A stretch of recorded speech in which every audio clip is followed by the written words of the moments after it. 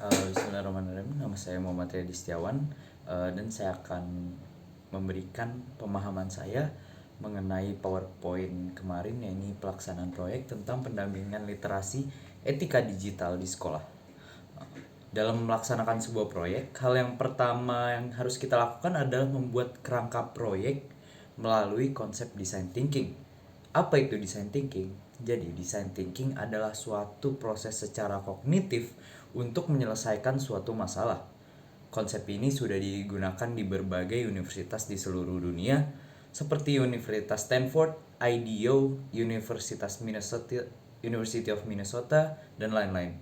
Konsep design thinking dapat mendorong pertimbangan kreatif dari berbagai solusi inovatif yang diajukan oleh para anggota kelompok. Dan konsep ini juga dapat diterapkan pada proyek dalam bidang apapun. Pola pikir dari design thinking ini berpusat kepada manusianya dan kemampuannya dalam berempati, kolaboratif, optimis, serta eksperimental, sehingga konsep ini dapat dibilang menjadikan manusia itu sendiri menjadi pusat proyek tersebut. Proyek OKK yang akan kita lakukan ini akan langsung berdampak pada masyarakat. Maka ada 3 fase yang bernama Triple Diamond yang akan kita gunakan dalam melaksanakan proyek ini. Triple Diamond ini ialah Learn, Create, dan Impact. Fase Learn kita gunakan untuk bertukar pikiran dan mencari sebanyak mungkin referensi, bahan, serta ilmu yang akan kita gunakan dalam proyek kita ini. Dalam fase Create, di sini kita mulai untuk menciptakan gagasan-gagasan baru serta melaksanakan hasil pemikiran kita dari fase sebelumnya ke dalam proyek ini.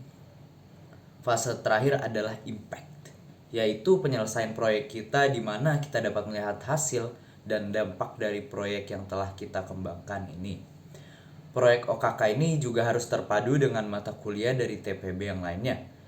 Keterpaduan dengan mata kuliah Pancasila harus ada saat menanam akar proyek yang akan kita dijalankan dengan mengkontekstualisasi ideologi dan filosofi Pancasila dalam topik kewarganegaraan sehingga dapat terwujud dalam bentuk gagasan dan arti nyata.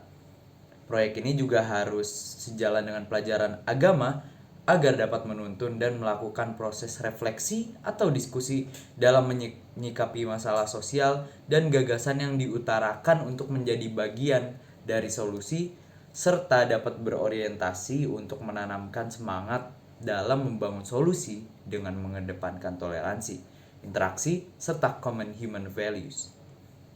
Pekerjaan kami dalam melaksanakan proyek ini pun tidak jauh dari mata kuliah Bahasa Indonesia yang bertujuan untuk menyebarluaskan kegiatan proyek dalam bentuk tulisan ilmiah dan bentuk komunikasi populer lainnya dan dapat mengkomunikasikan proses dan solusi kepada halayak umum dalam bentuk formal maupun informal, tulisan serta bentuk komunikasi lainnya.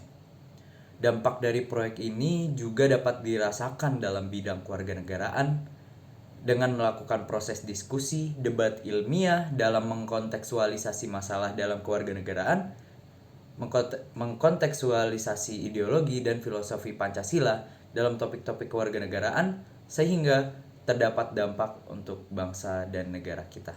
Sekian, terima kasih.